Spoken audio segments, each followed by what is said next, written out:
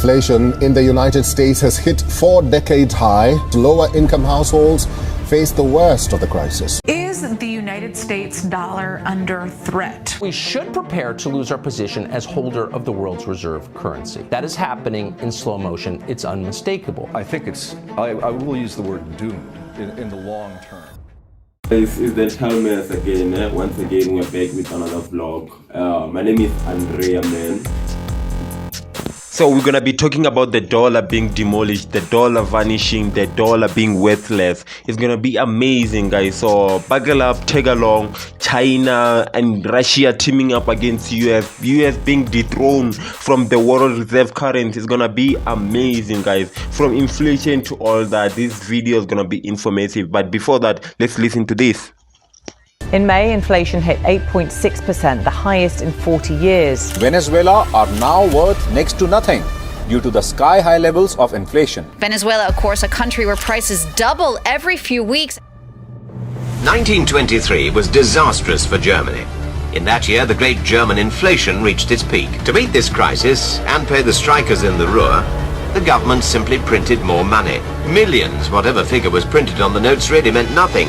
The German mark was worthless.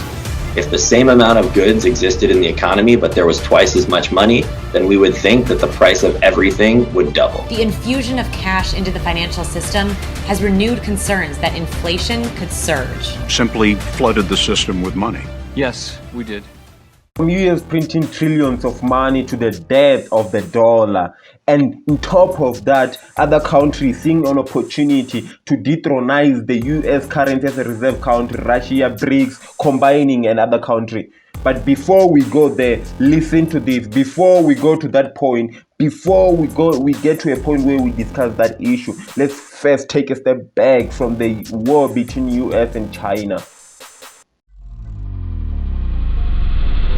The US and China are fighting a war. It's not a war that you can really see, and it's not a traditional battlefield war with soldiers, at least not yet. This is a war that's being fought in government offices and company boardrooms. It's a war that's being fought with rules and regulations, and it's meant to stop rivals from getting their hands on the most important technology in the world: microchips. You might hear them called semiconductors, microchips. While US was busy fighting this invisible war with China, China was getting ready. China was getting back up with countries like Russia, South Africa, Brazil to form a currency that would just remove US permanently from being a reserve currency. But before we go further, there's this clip that I want you guys to see because it's gonna just blow your mind away, if I might say. The US dollar is about 60% of the value of all the currency on the planet, and more than half of the dollars reside outside the United States.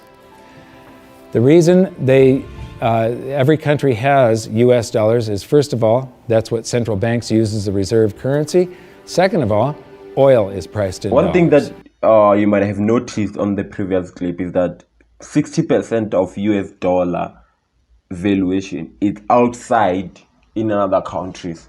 So that gives other countries an opportunity. If they say we want to strike back, or we no longer want to use US dollar through our trades and through our imports and exports, which means 60% of US dollar is going to vanish, is going to disappear from the market, which means 60% of US dollar. And on top of that, them being printing trillions of dollars every month, every year since COVID-19 pandemic reached us.